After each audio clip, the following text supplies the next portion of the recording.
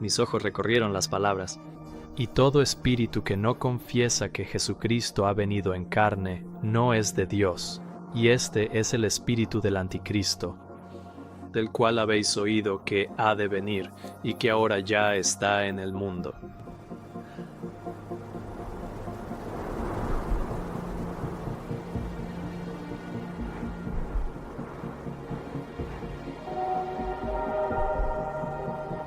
He leído este versículo muchas veces.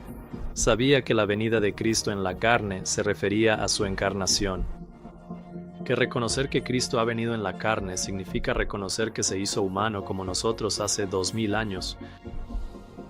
Pero entonces me asaltó un pensamiento.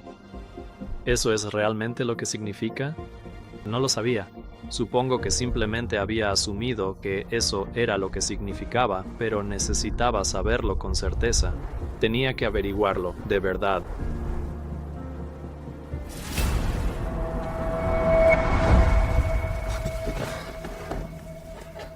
Inmediatamente fui a la página de writings.org, la versión clásica porque prefiero el diseño antiguo, para encontrar declaraciones de Elena de White y de los pioneros sobre este versículo. Busqué la frase "venido en carne" entre comillas, y marqué la casilla opcional de la Adventist Pioneer Library para incluir los escritos de los pioneros en mi búsqueda. 170 resultados. Seguramente podría encontrar algo, ¿no? Finalmente, me encontré con una declaración de John Lockburg. Él citó los versículos de Primera de Juan, capítulo 4, y luego escribió: "Note cuidadosamente la escritura anterior. No dice que cualquiera que confiese que Jesucristo vino en carne, sino que ha venido en carne. Es decir, que Él viene por su Espíritu y mora en nosotros". Me quedé sorprendido. ¿Cómo pude pasar eso por alto?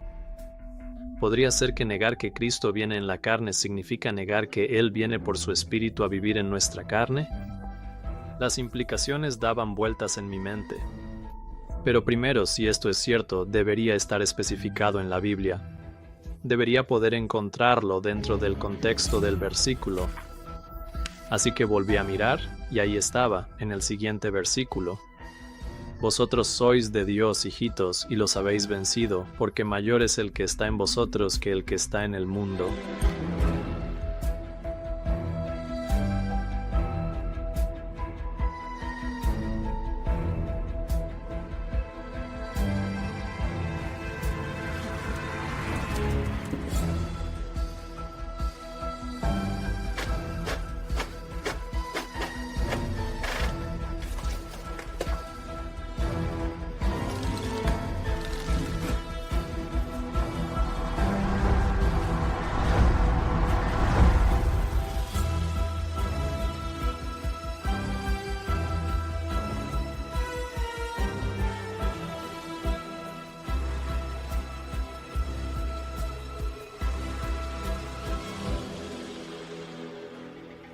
Tenía que ver qué más había escrito Lockborough.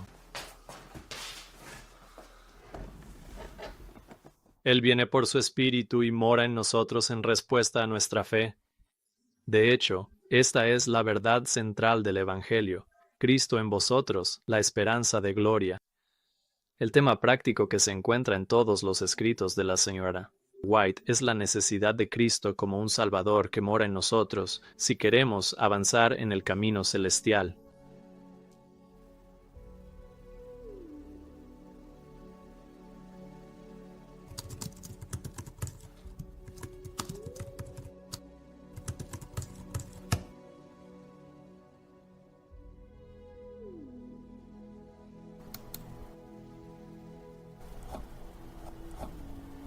Para mi asombro, A. T. Jones hizo exactamente el mismo punto en acuerdo con Lockborough. Él escribió en 1895. ¿Qué podría entonces mostrar? Un reinado más universal de la forma de piedad, no solo sin el poder, sino negando el poder, pues esta forma de piedad negará que Jesucristo ha venido en carne. Todo espíritu que confiesa que Jesucristo ha venido en carne, ese es el Espíritu de Dios. Todo espíritu que no confiesa que Jesucristo ha venido, no que vino, sino que ahora ha venido en mi carne. Cristo en vosotros, la esperanza de gloria, Cristo habitando dentro, Dios reinando en el reino de Dios que está dentro de vosotros. Eso es lo que esto significa. Todo espíritu que no confiesa que Jesucristo ha venido en carne no es de Dios, y este es el espíritu del anticristo. Y vosotros los habéis vencido, hijitos, porque mayor es el que está en vosotros, que el que está en el mundo. ¿Quién es el que está en el mundo? Oh, es el Dios de este mundo, es Satanás. Mayor es Él, Cristo, que está en vosotros, que el que está en el mundo.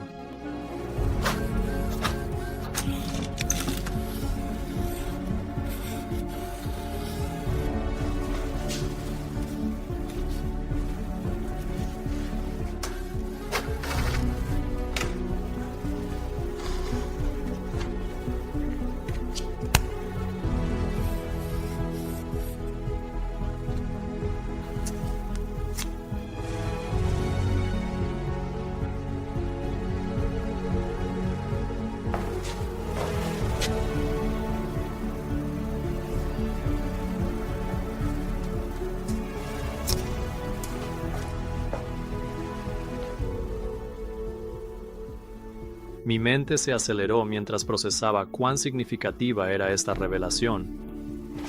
Hace 8 años llegué a comprender que la presencia del Espíritu Santo era, en realidad, la presencia de Jesús mismo.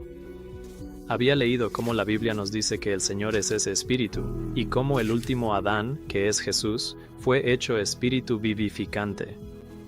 Lo había leído. Dios ha enviado el Espíritu de su Hijo a vuestros corazones, y aún ahora. Jesús explicó que el Consolador que prometió enviar era Él mismo. Él les dijo a los discípulos: Yo rogaré al Padre y os dará otro Consolador, y cómo Jesús habló de ese Consolador. Pero vosotros le conocéis, porque mora con vosotros y estará en vosotros. Al estudiar el capítulo detenidamente, llegué a comprender que aquel de quien Jesús dijo, mora con vosotros, era Él mismo. Porque leí en el versículo 25, estas cosas os he hablado estando aún con vosotros. Así que era Jesús quien moraba con ellos y por lo tanto era Jesús quien estaría en vosotros. Vi que el Consolador era Jesús, por eso dijo, no os dejaré huérfanos, vendré a vosotros. Y de nuevo Jesús dijo, yo en vosotros, y le amaré y me manifestaré a él. Incluso los discípulos entendieron que el Consolador era una manifestación de Jesús, pues esto se repitió en la pregunta que le hicieron a Jesús. ¿Cómo es que te manifestarás a nosotros? Ellos comprendieron que esta manifestación sería Jesús viniendo a ellos, porque Él dijo, me voy y vendré otra vez a vosotros. Había visto cómo la palabra griega para consolador es la palabra, y cómo esta palabra solo se usó en la Biblia 5 veces. Todas ellas por Juan, incluyendo la última vez que usó la palabra en Primera de Juan, capítulo 2, versículo 1. Aquí se traduce como abogado, pero es la misma palabra griega parakletos, que significa consolador, y Juan le da un nombre a este consolador, diciendo que tenemos un abogado o consolador, con el Padre Jesucristo el justo.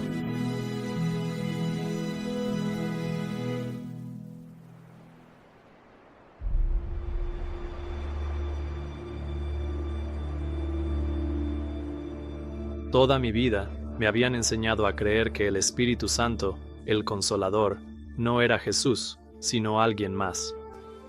Y después de muchos años de estar engañado como cristiano, finalmente tenía de vuelta a Jesús.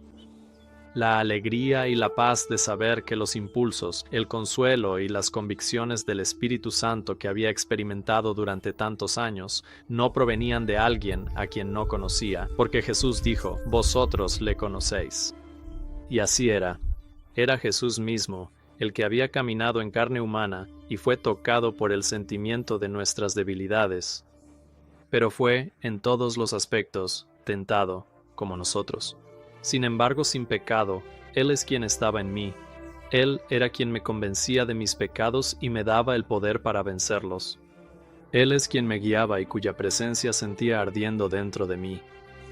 La presencia del Espíritu Santo era la presencia de Jesús todo este tiempo. Realmente Él es mi consolador.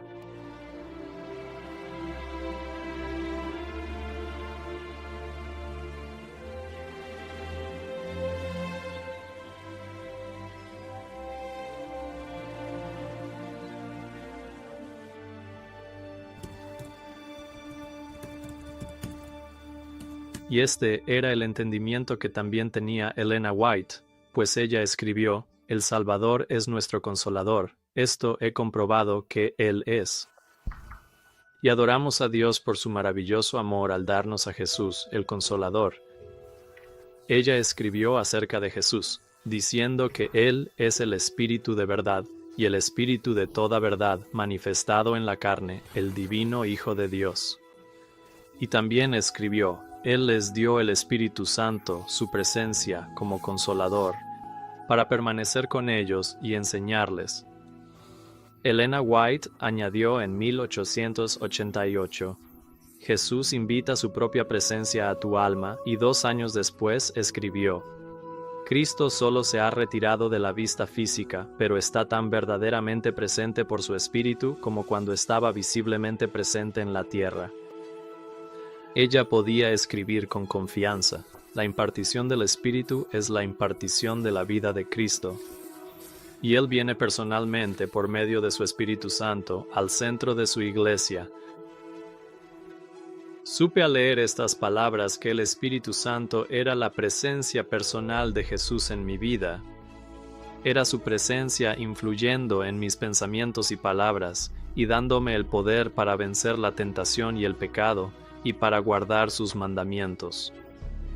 Aunque me sentía inmensamente feliz por esta profunda revelación de que los impulsos del Espíritu Santo en mi vida eran los impulsos de Jesús, también me entristecía haberlo aprendido solo después de ser cristiano durante 11 años. Y luego leí de la hermana White cómo esto había sido el plan de Satanás. La razón por la que las iglesias están débiles, enfermas y a punto de morir es que el enemigo ha traído influencias de naturaleza desalentadora sobre las almas temblorosas. Él ha procurado apartar a Jesús de su vista como el Consolador, como aquel que reprende, que advierte, que les amonesta diciendo: Este es el camino. Andad por él. Qué alegría fue saber que si peco, mi consolador y abogado a quien puedo acudir es mi Salvador, quien me perdonará y me ayudará. Había aprendido que el propio Espíritu que intercede por nosotros con gemidos indecibles es Jesús mismo. Como escribió Pablo solo unos versículos después, es Cristo quien murió, más aún quien resucitó, el que además está a la diestra de Dios, quien también intercede por nosotros. Y Elena White añadió: Los gemidos y los anhelos del Espíritu son la expresión de la intercesión de Cristo en favor de su pueblo. He escuchado a muchos cristianos decir que el Espíritu Santo tiene que ser una persona porque intercede por nosotros con gemidos. ¿Puedes tú entristecerte? Algo que no tiene personalidad divina no es una persona divina. No se entristece una influencia, no se entristece un poder. Pero ¿cómo no ven que esa persona es Jesús? Qué asombroso es que a lo largo de la Biblia y los escritos de Elena White, el Espíritu Santo sea la presencia de Jesús, nuestro Salvador, pero no solo Jesús, porque Jesús habló del Padre que mora en mí. Así que cuando recibimos al Espíritu Santo, no es solo la presencia de Jesús, sino también la presencia de su Padre. Como dijo Jesús acerca de aquellos que reciben al Consolador: vendremos a Él y haremos morada con Él. Prescott lo resumió diciendo: la presencia tanto del Padre como del Hijo nos es garantizada a través del Espíritu que mora en nosotros en la venida del Consolador.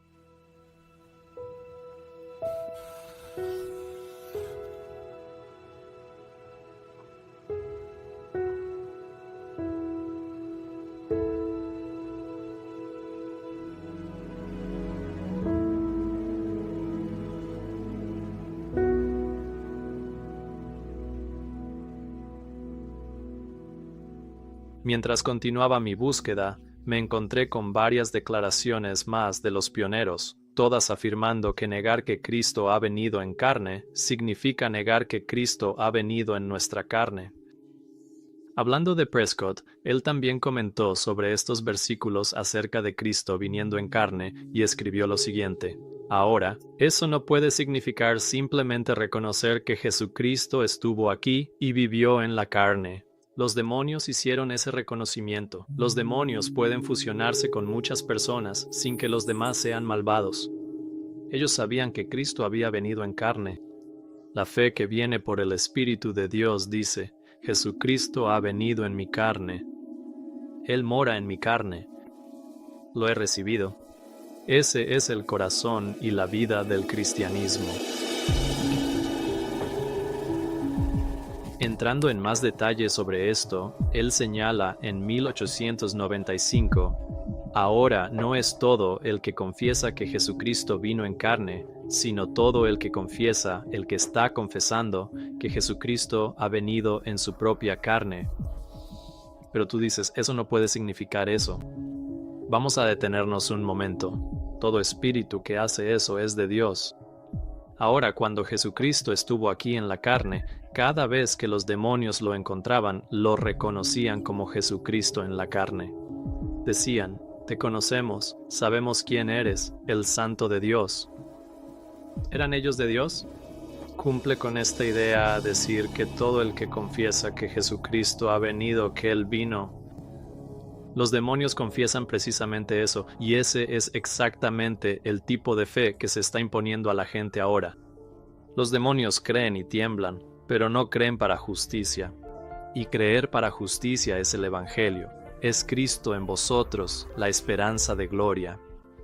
Y todo aquel que confiesa que Cristo ha venido en la carne es el que está confesando que Jesucristo está en él, la esperanza de gloria. Ese espíritu es de Dios. Todo espíritu que no confiesa que Jesucristo ha venido en carne no es de Dios, y ese es el espíritu del anticristo. Y no importa dónde lo encuentres ni cuándo lo encuentres. Todo espíritu que no confiesa que Jesucristo ha venido en carne es un opositor. Él es anticristo y es del espíritu que se opone, y es la esencia misma del anticristo negar ese hecho.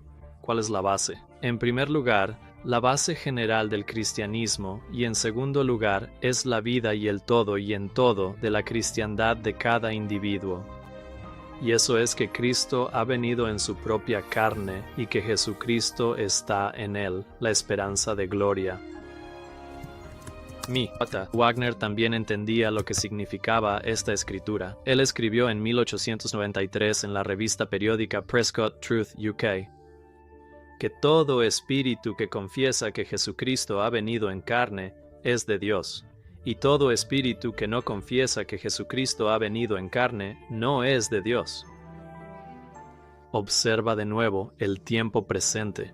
No basta con confesar que Jesucristo vino en carne. Eso no traerá salvación a nadie. Debemos confesar a partir de un conocimiento positivo que Jesús está viniendo ahora mismo en la carne, y entonces somos de Dios.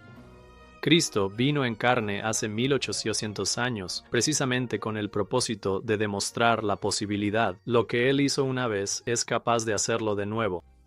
Aquel que niega la posibilidad de que Él venga ahora en la carne de los hombres, por lo tanto, niega la posibilidad de que alguna vez haya venido en carne.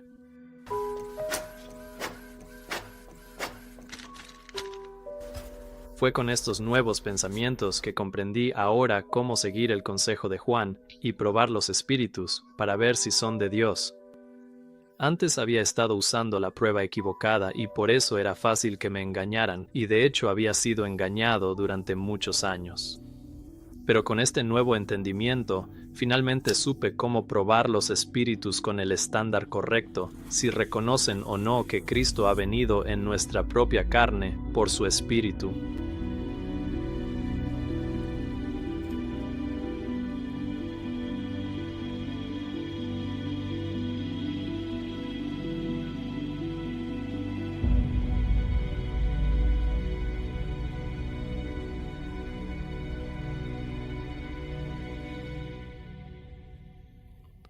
Así que, imaginen mi sorpresa cuando me encontré con lo siguiente, 2 Corintios 13:5, que nos invita a aplicar la misma prueba a nosotros mismos para examinar si estamos o no en la fe. Leo: examinaos a vosotros mismos si estáis en la fe. Probaos a vosotros mismos. Y entonces vi el mismo estándar para el examen. ¿No os conocéis a vosotros mismos que Jesucristo está en vosotros, a menos que estéis reprobados? Y luego, al estudiar la palabra reprobado, descubrí que se refería a alguien que rechaza la verdad, porque leí en 2 de Timoteo 3:8 que Janes y Jambres resistieron a Moisés.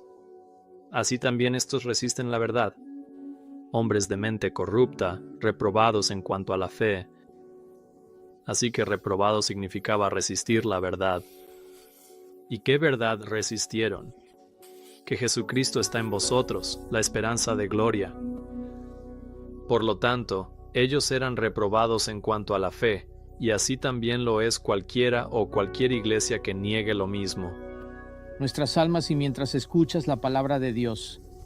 Aunque era concluyente lo que los pioneros enseñaron sobre Primera de Juan y Cristo viniendo en carne, eso me dejó preguntándome acerca de Elena de White. ¿Comentó ella sobre este versículo y sobre lo que significa confesar que Cristo ha venido en carne? Y entonces lo encontré. Sí, ella lo hizo. Encontré esta declaración en el manuscrito 15 de 1894, en el párrafo 23, donde ella escribió: ¿Por qué pecamos? ¿No entendemos la suficiencia de Dios? Él se revelará en nuestros corazones.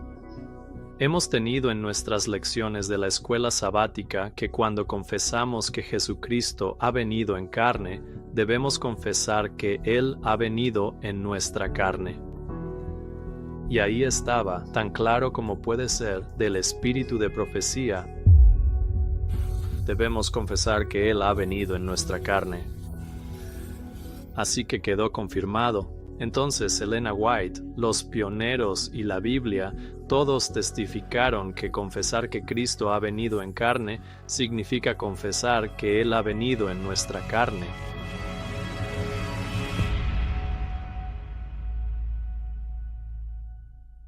Al aplicar estas revelaciones a nuestro propio tiempo, vino a mi mente la razón por la que muchas personas niegan la posibilidad de que Cristo venga en nuestra propia carne es porque creen que Jesús está atascado en el santuario celestial, ya que consideran que Él no puede estar presente en todas partes porque ha tomado sobre sí nuestra naturaleza humana.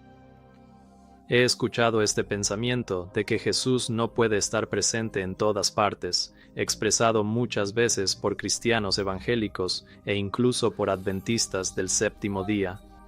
Si Cristo no fuera también divino, tal razonamiento podría tener sentido. Sin embargo, Jesús no es solo humano, también es divino. Y tenía sentido para mí que, aunque Jesús está físicamente en el santuario celestial, aún puede, gracias a las capacidades de su naturaleza divina, habitar simultáneamente con su pueblo, aquí en la tierra. Ellen White escribió sobre esto diciendo que Cristo viene en su naturaleza divina. Ella aclara que, mientras Jesús ministra en el santuario celestial, todavía es, por medio de su Espíritu, el ministro de la Iglesia en la tierra. Él está retirado de la vista física, pero su promesa de despedida se cumple. He aquí, yo estoy con vosotros todos los días, hasta el fin del mundo. Y así es como Jesucristo puede estar tanto en el cielo como presente en su pueblo. Su persona humana, o forma, está en el cielo. Pero por su naturaleza divina, Él está tan presente con nosotros ahora, por medio de su Espíritu, como cuando caminó por la tierra. Ellen White señaló precisamente esto en 1890, cuando escribió: Cristo está retirado solo de la vista física, pero está tan verdaderamente presente por su Espíritu como cuando estaba visiblemente presente en la tierra. Qué hermoso es esto, que el verdadero Hijo Divino de Dios y también su Padre están presentes con el creyente. Muchos han preguntado, ¿cómo puede ser esto? Solo puedo responder, si puedes comprender la divinidad, entonces puedes atreverte a decirlo. Incluso Judas preguntó, ¿cómo es que te manifestarás a nosotros y no al mundo? Todo lo que podemos decir con certeza es que Él permanece en nosotros por el Espíritu que nos ha dado. Si Cristo permanece en nosotros por el Espíritu, entonces solo aquel que pueda explicar la naturaleza del Espíritu puede atreverse a explicar este misterio. Y seguirá siendo un misterio, porque la agencia operante no fue revelada a la vista. Y ningún razonamiento humano, ni siquiera del hombre más erudito, puede definir las operaciones del Espíritu Santo sobre las mentes y los caracteres humanos. Y así, Elena White concluye, el método preciso por el cual se imparte y se sostiene está más allá del poder de la filosofía humana para explicarlo. Es el misterio de la piedad. Sin embargo, los discípulos también se preguntaban cómo podía Cristo estar con ellos y, sin embargo, ser invisible. Que Cristo se manifestara a ellos y, sin embargo, fuera invisible para el mundo, era un misterio para los discípulos. No podían comprender las palabras de Cristo en su sentido espiritual. Estaban pensando en una manifestación visible y externa. No podían asimilar el hecho de que podían tener la presencia de Cristo con ellos. Y aún así, el ser invisible para el mundo, no entendían el significado de una manifestación espiritual. Así que descubrí que pensar en el Consolador, el Espíritu Santo, como una manifestación espiritual de la presencia de Cristo es una buena manera de entenderlo. Elena White ofreció algunas ideas sobre la omnipresencia de Cristo al delinear las diferencias entre la naturaleza humana de Cristo y su naturaleza divina. Ella escribió, limitado por la humanidad, Cristo no podía estar en todos los lugares personalmente. Por lo tanto, era completamente para su beneficio que Él los dejara. Ir a su Padre y enviar al Espíritu Santo para ser su sucesor en la tierra. Aquí, ella afirma que la naturaleza humana de Jesús no podía estar en todos los lugares personalmente. Y esto tiene sentido porque sabemos que, como humanos, no tenemos esa capacidad. Pero luego Elena White continúa explicando cómo Jesús, por lo tanto, puede estar presente en todas partes. Aún hablando de Cristo, ella añade, el Espíritu Santo es Él mismo, es decir, el Espíritu Santo es Jesús. Pero el Espíritu Santo es Jesús, despojado de la personalidad de la humanidad e independiente de ella. Así que el Espíritu Santo sigue siendo Jesús mismo, pero es Jesús, despojado de o independiente de su forma humana. Y por eso, ella añade que de esta manera, solo Él podría representarse a sí mismo como presente en todos los lugares por medio de su Espíritu Santo, como el omnipresente.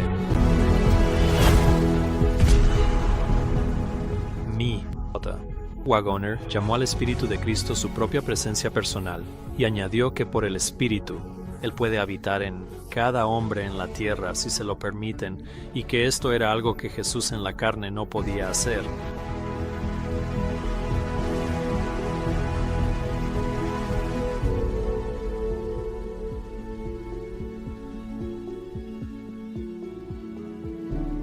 Otra manera de decir esto sería afirmar que la naturaleza divina de Jesús podía operar en la tercera persona independientemente de su forma humana.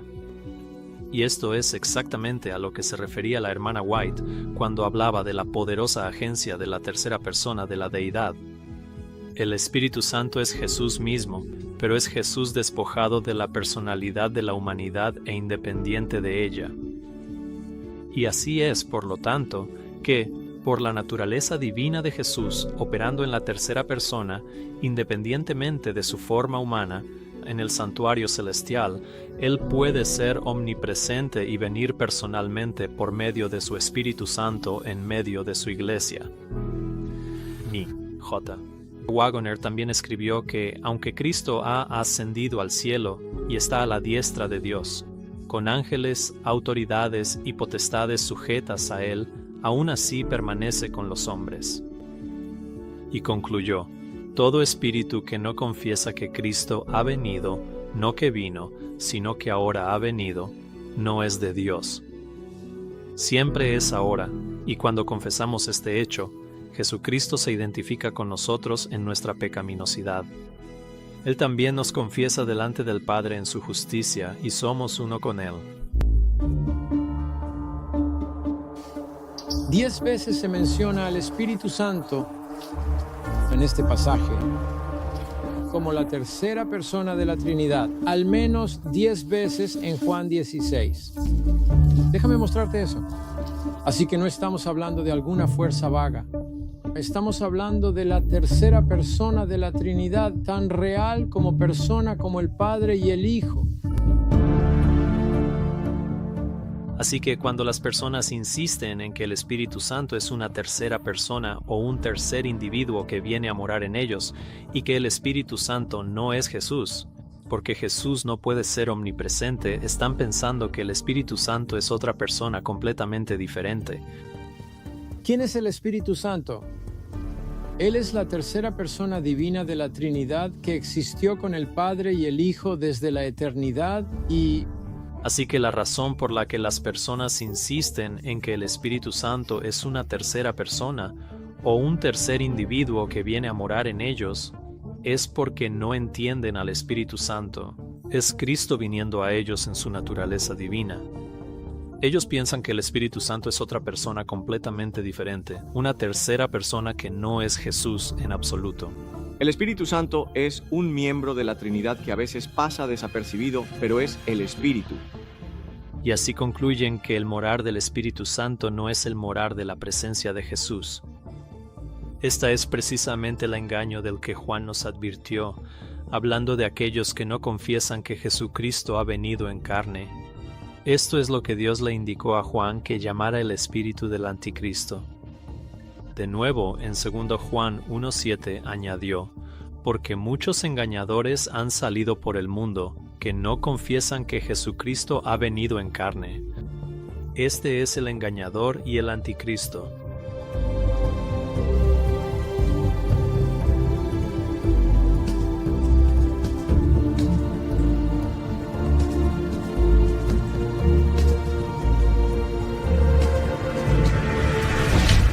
El concepto del Espíritu Santo como una tercera persona, distinta del Padre y del Hijo, se consolidó en el Concilio de Constantinopla en el año 381. Y aunque la idea de un Espíritu de Dios estaba presente en el Antiguo Testamento, la doctrina formal del Espíritu Santo como una persona divina distinta dentro de la Trinidad se desarrolló en el siglo IV. Y cuando miramos hacia atrás a las acciones del Anticristo en el siglo IV, en el Concilio de Constantinopla, podemos verificar este hecho. Fue aquí en el año 381 d.C., donde la Iglesia Católica añadió una nueva doctrina que definía la naturaleza del Espíritu Santo como una tercera persona divina, diciendo, cito, el Espíritu Santo, el Señor y dador de vida, que procede del Padre. Wikipedia, el Padre y el Hijo juntos son adorados y glorificados. Wikipedia agrega en la siguiente oración: la doctrina de la divinidad y personalidad del Espíritu Santo fue desarrollada por Atanasio en las últimas décadas de su vida. ¿Y quién fue Atanasio? Atanasio de Alejandría fue un obispo de lo que se convertiría en la Iglesia Católica. De hecho, Atanasio es considerado uno de los 4 grandes doctores orientales de la Iglesia en la Iglesia Católica y fue venerado como santo en la Iglesia Católica. Se le considera un padre de la Iglesia y el principal defensor del trinitarismo, que es la doctrina de todas las doctrinas que niega eso. Cristo ha venido en nuestra carne al enseñar a todo el mundo cristiano que el Espíritu Santo no es Jesús morando en nosotros, sino que es otra persona completamente diferente. Ellen White creía exactamente lo contrario cuando escribió: no es seguro captar el espíritu de otro. Queremos el Espíritu Santo que es Jesucristo. Dios. El Padre está en el cielo, Jesucristo, sentado a la diestra del Padre. Bueno, entonces, ¿quién está operando en el ámbito terrenal hoy en día? La tercera persona de la divinidad, Dios, el Espíritu Santo. Por eso Juan pudo identificar acertadamente el origen de esta doctrina que niega. Cristo ha venido en la carne como el espíritu del anticristo, porque de ahí provino exactamente, de la Iglesia Católica Romana, el anticristo. ¿Es ese el espíritu que es algo? Hoy en día, todo el mundo cristiano ha bebido de este vino, esta doctrina corrompida y pervertida sobre el Espíritu Santo. Él no es un eso. Escucho a la gente decir, yo quiero eso. Él es una persona. Incluso la Iglesia Adventista del Séptimo Día, sin embargo, no adoptó oficialmente esta doctrina hasta el año 1980, cuando consagraron la doctrina de la Trinidad en sus creencias fundamentales, donde identificaron al Espíritu Santo como una de las personas coeternas, en común con los católicos. Me sorprendió un poco ver. Ellos hicieron esta afirmación sin vergüenza alguna. Cuando el Instituto de Investigación Bíblica de la Conferencia General afirmó audazmente, con respecto a su doctrina de Dios, que los adventistas del séptimo día no deben ser. Están en armonía con las grandes declaraciones credales de la cristiandad, incluyendo el Credo de los Apóstoles, Nicea 325, y la definición adicional de fe respecto al Espíritu Santo, alcanzada en Constantinopla 381. Me sorprendió ver que la Iglesia Adventista hiciera tal admisión de que estaban en armonía con la formulación de la doctrina de Dios, tal como fue establecida en estos concilios católicos. En un documento titulado Tanto en Común, Documentos de Interés, en las conversaciones entre el Consejo Mundial de Iglesias y la Iglesia Adventista del Séptimo Día, no dejaron dudas respecto a los puntos que tenían en común. Escribieron: las iglesias miembros del Consejo Mundial de Iglesias y los adventistas del Séptimo Día están de acuerdo en los artículos fundamentales de la fe cristiana, tal como se establece en los tres antiguos símbolos de la Iglesia, el apostólico, el niceno, el constantinopolitano y el de Atanasio. Es decir, los adventistas del séptimo día, junto con el Consejo Mundial de Iglesias, están de acuerdo en la doctrina del Espíritu Santo formulada en los concilios de Nicea y también de Constantinopla, donde se declaró que el Espíritu Santo es una persona individual. Al igual que el Padre y el Hijo, y la frase el Espíritu Eterno, Él es coeterno con Dios el Padre y Dios el Hijo. ¿Cómo no podría yo sentirme destrozado entonces al ver que la iglesia que Dios había levantado adopta como creencia fundamental exactamente la misma posición?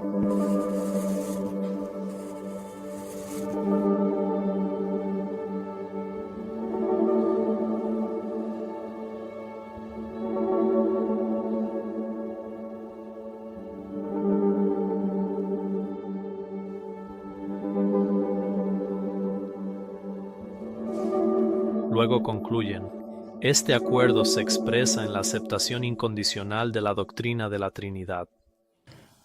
Pregunta: ¿cometió nuestra iglesia un error al abandonar la posición de Elena White y los pioneros respecto a Dios, adoptando la posición católica de la Trinidad? Absolutamente no. La naturaleza trinitaria de Dios no es una posición católica. Nadie piensa que hay tres dioses, sino un solo Dios en tres personas. Así que hay tres personas distintas, un solo Dios. Padre, Hijo y Espíritu. Tres personas en un solo Dios. Hay un solo Dios, expresado como tres personas, Padre, Hijo y Espíritu Santo. Dios es uno y tres, Padre, Hijo y Espíritu Santo. Así que vemos aquí que una de las señales distintivas de una iglesia falsa son aquellas personas que añaden o quitan de la ley de los 10 mandamientos de Dios. ¿Estás de acuerdo con eso? Cuando dice en el primer mandamiento, yo soy el Señor, tu Dios. Dios ahí es Elohim, que está en plural. Así que incluso en los 10 mandamientos, Dios está diciendo, es casi como si Dios dijera, nosotros somos el Señor, tu Dios. ¿Estás de acuerdo con eso?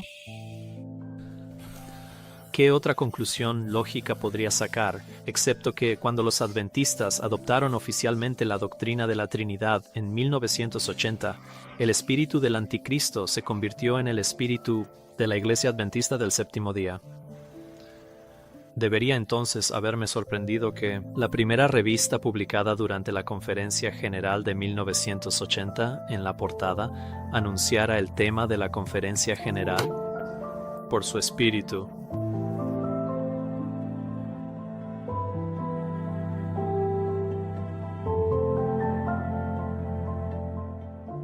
Que la denominación se alineara con la doctrina de Roma era beber el vino de Babilonia, y al hacer de esta doctrina una creencia fundamental de la denominación, ese mismo año, oficialmente comenzó a obligar a sus miembros a beber ese vino o ser expulsados.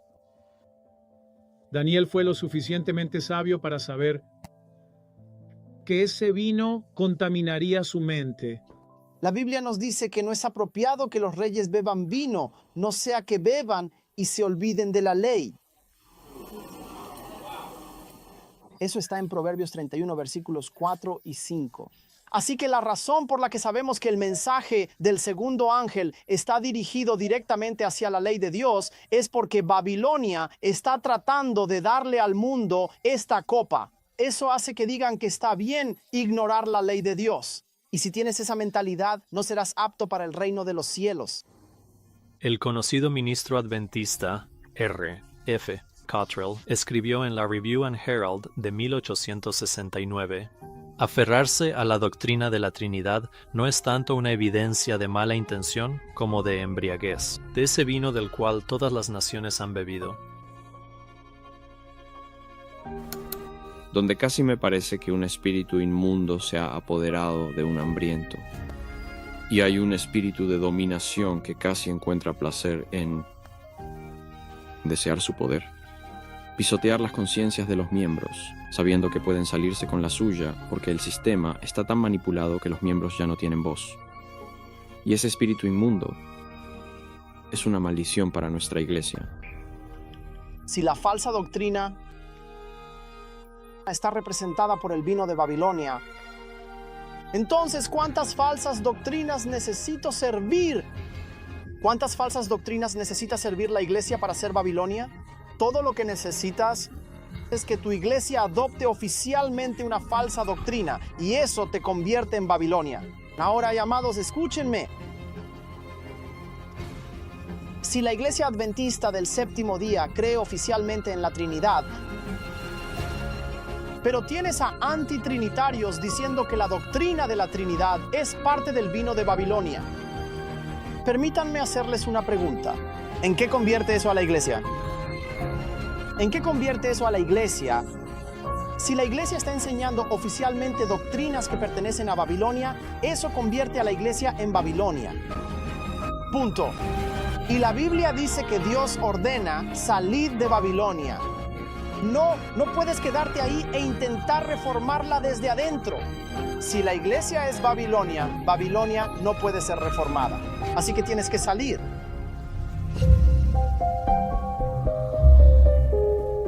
Dios, el Espíritu Santo, el tercer miembro del grupo de la deidad. El hecho de que hayas sido un pionero no significa que fueras infalible. El progreso en el tema de la deidad también coincide con el periodo posterior a 1888, cuando estábamos recibiendo tanta luz. Que la actual Iglesia Adventista del Séptimo Día, junto con toda la cristiandad, está albergando el espíritu del anticristo, y una enseñanza que niega que Cristo ha venido en carne, no es algo que pueda tomar a la ligera. Satanás le ha robado a Jesús al pueblo, y ni siquiera lo saben. ¿Quién les dirá que su consolador es Jesús? El destino de las almas está en juego, incluida la mía y la tuya.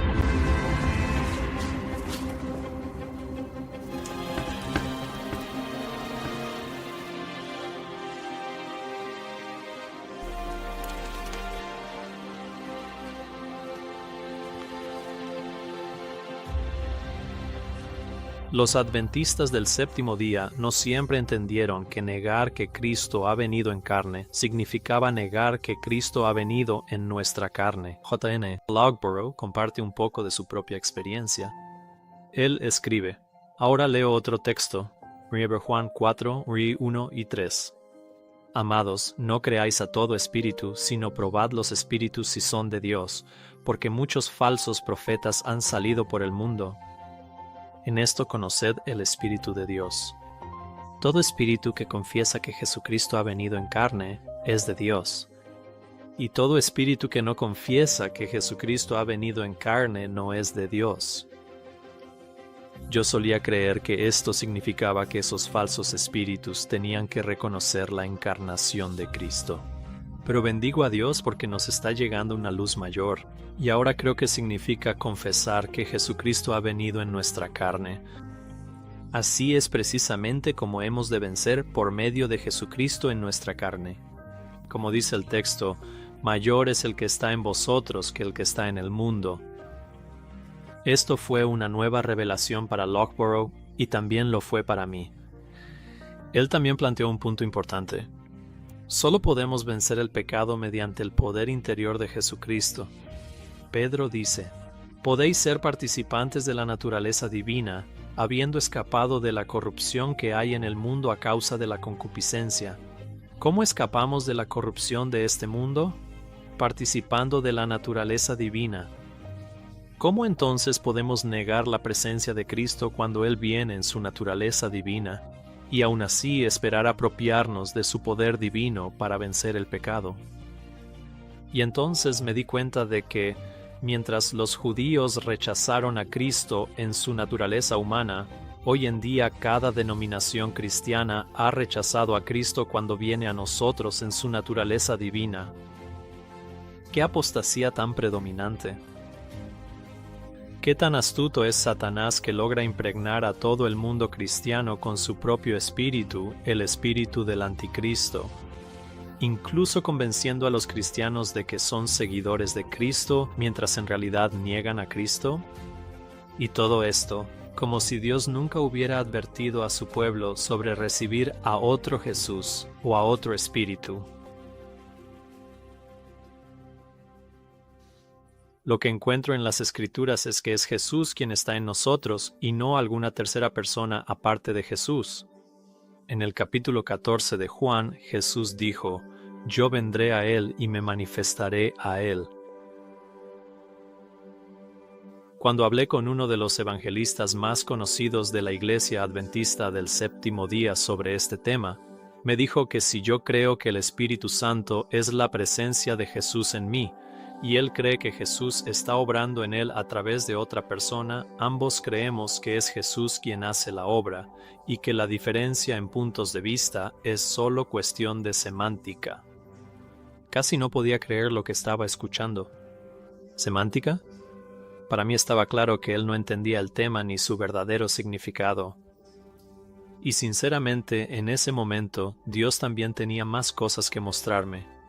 Y así lo hizo. Unos años después, cuando me mostró eso, la morada de Cristo está vinculada con la recepción de la justicia de Cristo, por la cual somos salvos.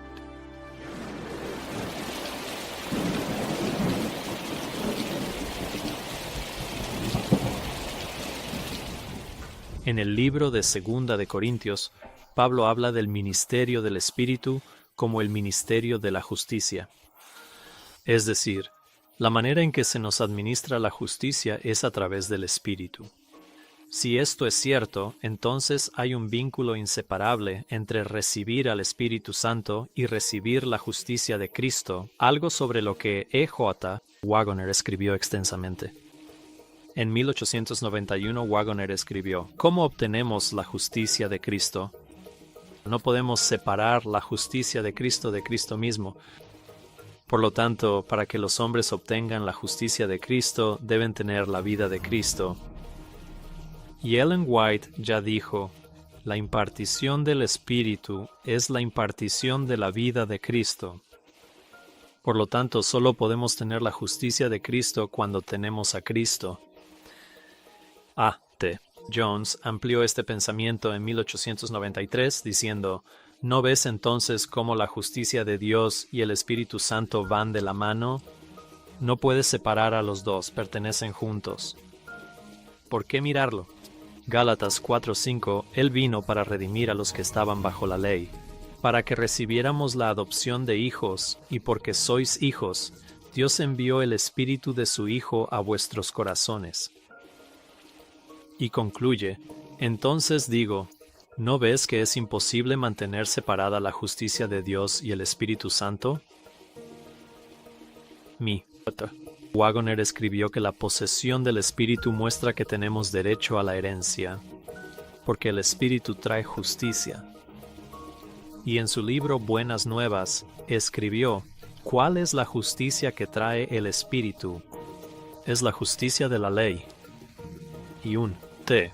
Jones estuvo de acuerdo cuando dijo: nuestra única base de esperanza está en la justicia de Cristo, imputada a nosotros y en la que es realizada en nosotros por su Espíritu Santo.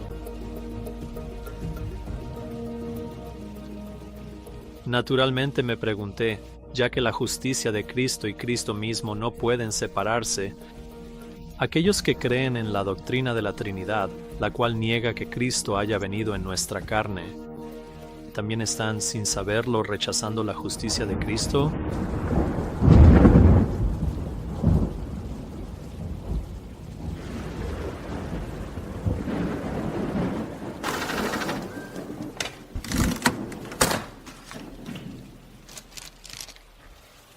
Ellen White escribió: por medio de la obra del Espíritu Santo, la santificación de la verdad, el creyente se prepara para los atrios del cielo, porque Cristo obra en nosotros y su justicia está sobre nosotros.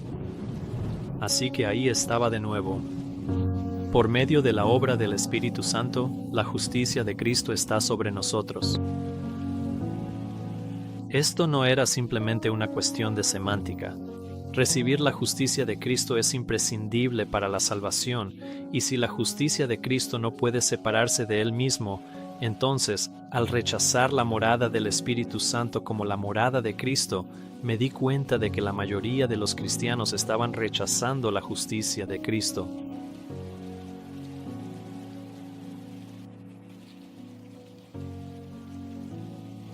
Prescott hizo el mismo señalamiento en 1896, escribiendo eso: la salvación no es algo que Cristo nos trae y nos da aparte de sí mismo. La salvación es simplemente Cristo mismo, y no hay salvación excepto al recibir a Cristo mismo. Tenemos tanta salvación como tengamos de Cristo. Estamos tan salvos como tengamos al Salvador, y es por su venida de esta manera y su morada en nosotros que tenemos salvación. La justicia no puede recibirse aparte de Él, y tenemos tanta justicia como tengamos de Cristo, y no más. A menos que Él sea el Cristo que habita en nosotros, el Salvador que está en nosotros, no hay justicia en nosotros. No podemos separar ninguna de estas cosas de Cristo mismo.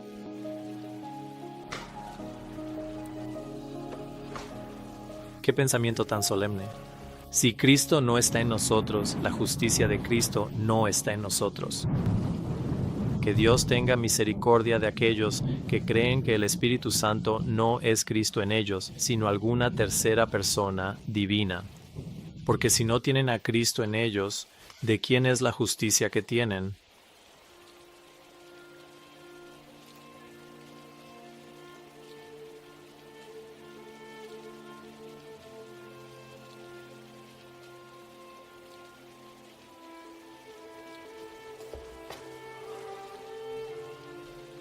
El otro mensajero de 1888, A.T. Jones, escribió: recibimos la promesa del Espíritu por medio de la fe, pero ¿qué la trae?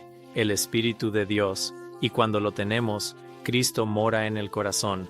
Entonces es el Espíritu Santo quien trae la presencia personal de Jesucristo, y al traer su presencia personal a nosotros, Él mismo se trae. Y luego A.T. Jones concluyó: Eso es lo que debemos tener para tener la presencia de Cristo, para tener la justicia de Cristo, para que podamos recibir la lluvia tardía, para que podamos dar el fuerte pregón. Había escuchado la frase justicia por la fe numerosas veces en la iglesia adventista. Había escuchado todo acerca de 1888 y el rechazo de la iglesia a la justicia por la fe, y que por esta razón Jesús no ha regresado. Vimos que el mensaje del tercer ángel no es otro que la justificación por la fe en verdad. Sin embargo, aquí estamos en 2025 en una posición peor que la que tenía la iglesia en 1888, y aún seguimos siendo culpables del mismo pecado: rechazar la justicia de Cristo. No permitamos que nadie en ningún momento nos aparte de las verdades bíblicas sólidas y consagradas por el tiempo en las que nosotros, como adventistas del séptimo día, hemos creído. No te dejes tentar a cambiar ni lo más mínimo a menos que leas un "Así dice el Señor". Pude ver que Jesús no está esperando a que regrese una iglesia perfecta, ni está esperando que la iglesia adventista del séptimo día se arregle a sí misma, ni la va a arreglar en contra de su voluntad.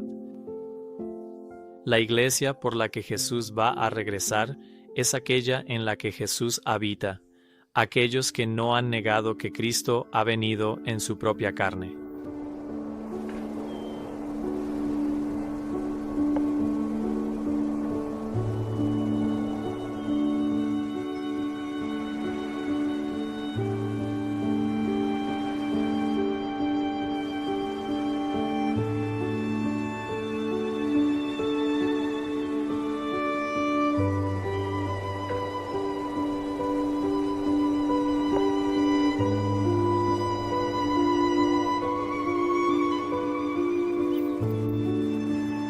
A la iglesia de la Odisea, él dice: He aquí, yo estoy a la puerta y llamo.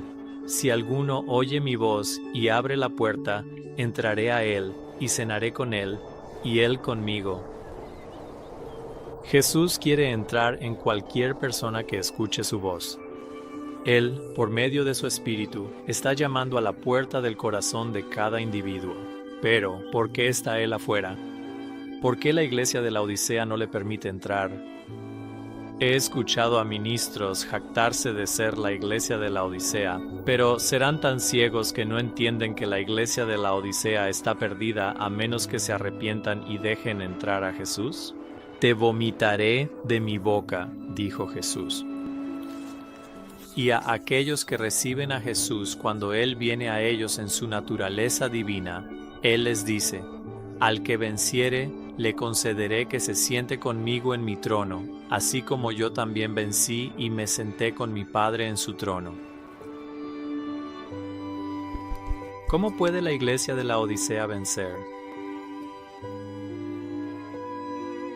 E.J. Waggoner tenía algo que decir al respecto. Él cita a Juan: Todo espíritu que no confiesa que Jesucristo ha venido en carne no es de Dios. Y este es el espíritu del anticristo, del cual habéis oído que viene y que ahora ya está en el mundo. Vosotros sois de Dios, hijitos, y los habéis vencido, porque mayor es el que está en vosotros que el que está en el mundo.